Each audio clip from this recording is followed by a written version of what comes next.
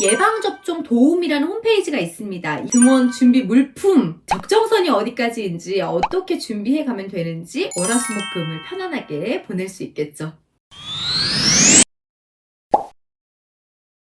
반갑습니다. 엄마의 지혜, 엄지TV, 엄지맘입니다. 이번 주제는 어린이집 처음 보내는 엄마들 정말 검색 많이 해보실 텐데요. 엄지맘도 우리 애기 어린이집에 첫 등원을 시키면서 준비했었던 그 준비물 리스트, 어떻게 준비하면 되는지랑 정말 꿀템 정보들을 좀 모아봤습니다. 오늘도 마지막까지 시청해주세요.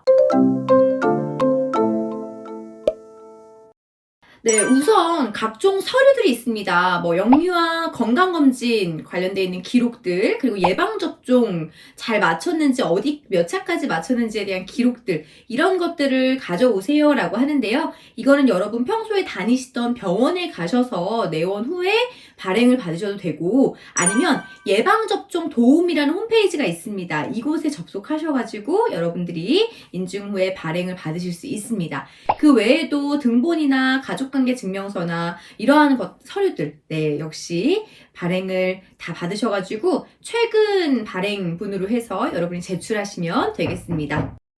자, 우선 기본적인 서류 같은 경우에는 원에서 안내를 해주니까요. 이거는 원에서 안내 받으시는 대로 서류를 준비해서 아이 이름 써서 가져다 주시면 되고요. 정말 초보맘과 둘째맘, 셋째맘들의 차이점은 이 원의 등원 준비 물품, 네, 어떻게 준비해오는지에 따라서 엄마의 레벨이 내가 지금 첫째 아이인지 둘째, 셋째 아이인지가 나타난다 하는데, 엄지맘도 진짜 엉뚱하게 정말 준비를 해간 적도 있었고, 또 의외로 검색을 해보니까 도대체 어떻게 준비해야 될지 모르겠고, 초보맘이다 보니까 정말 뭐든지 최고로 유난스럽게 준비하고 싶은 이 마음도 막 뿜뿜하고, 네, 적정선이 어디까지인지, 어떻게 준비해 가면 되는지, 왜 가져오라 하는 건지 물품별로 좀 안내해 드리도록 하겠습니다. 우선 첫 번째, 낮잠 이불이 있는데요. 엄지맘은 실제로 짠! 이렇게 한 번에 들고 갈 수 있게끔 이렇게 낮잠 이불을 저는 준비를 했습니다.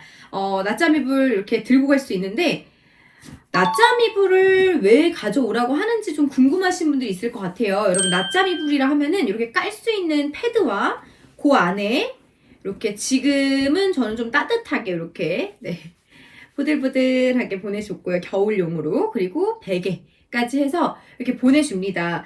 여러분, 우선 낮잠 이불을 가져오라고 하는 이유는 아이들이 실제로 원해서 낮잠을 자기 때문에, 네, 가져오라 하는 거고요.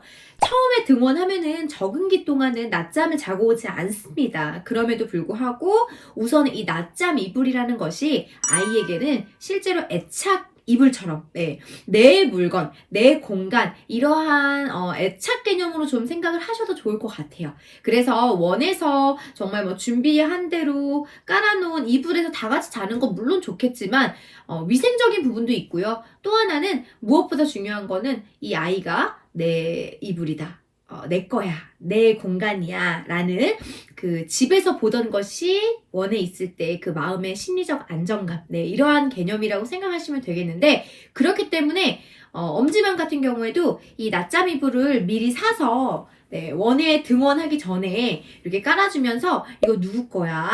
네, 이건 누구 이불이지? 그리고 여기서 실제 굴러도 보고 누워도 보고 정말 충분히 애정을 갖게끔 해놓은 상태에서 등원시킨 다음에 낮잠 이불을 보냈습니다. 그러니까 엄마 취향대로 사는 것도 중요하지만 보내기 전에 아이에게 낮잠 이불이 누구 거라는 걸, 내 거라는 거를 좀 애착을 갖게 하는 시간도 필요하다라고 말씀드릴 수 있겠습니다. 다음으로 이제 양치컵 그리고 칫솔을 가져오라 하는데요. 물론 이제 아이의 개월수에 따라서 맞춰서 가져가시면 되겠지만, 저는 이렇게, 네, 캐릭터 칫솔을 좀 많이 준비를 했어요. 그래서 우리 애기가 좋아하는 타요 시리즈나 아니면 뽀로로 시리즈 이렇게 해서 끝에 뭐가 달려 있으면은 아이들이 치카치카 하기는 싫어해도 이게 뭔가 좋아하는 캐릭터나 이런 게 달려 있을 때에는 오늘은 록이랑 치카치카 할 거예요 라고 했을 때 좀 더 아이들이 이렇게 긍정적인 반응을 보이겠죠. 그래서 칫솔도 준비를 해보라고 합니다. 원에서 실제 뭐 칫솔 교체해주세요 안내를 해주는 경우도 있지만 안내를 해주지 않더라도 아이 등원하는 시점부터 부모님들이 잘 계산하셔가지고 좀 주기적으로 칫솔 교체를 하는 시기에 어린이집 가방에다가 새 칫솔을 넣어서 보내주시면 좋겠습니다.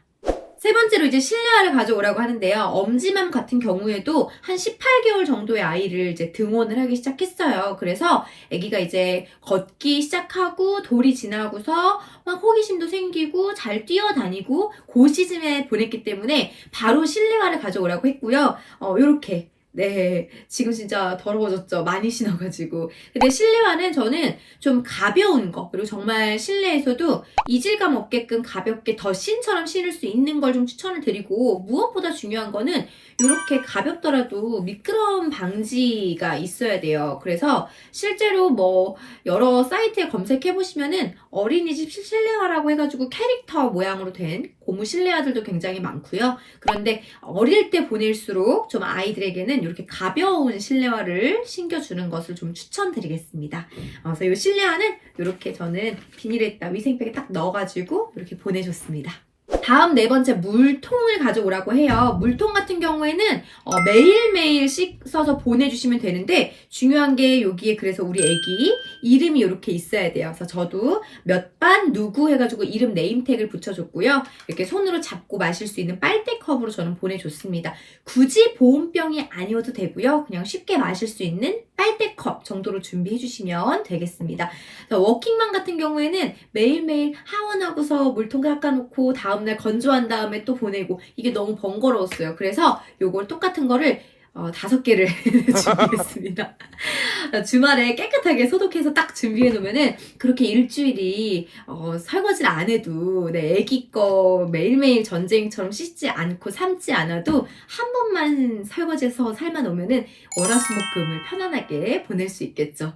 다섯 번째 식판 수저가 되겠는데요.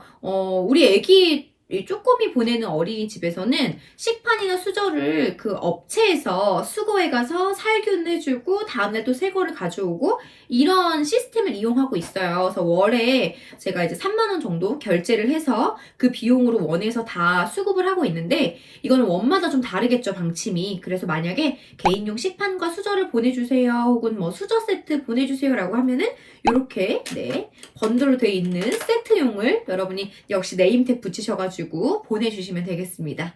여섯 번째 이제 여벌옷을 좀 챙겨두시는 게 좋아요. 아이들이 뭐 활동을 하거나 음료수를 마시거나 밥을 먹다가 계속 흘리거나 젖거나 옷이 망가지는 경우가 생기기 때문에 또 언제 어디서든지 아이들은 옷이 쉽게 망가질 수 있어서 입고 간 옷 대신에 다시 갈아입을 옷을 좀 두어 벌 정도 미리 이 기간 동안에 준비해 주시는 게 좋겠습니다.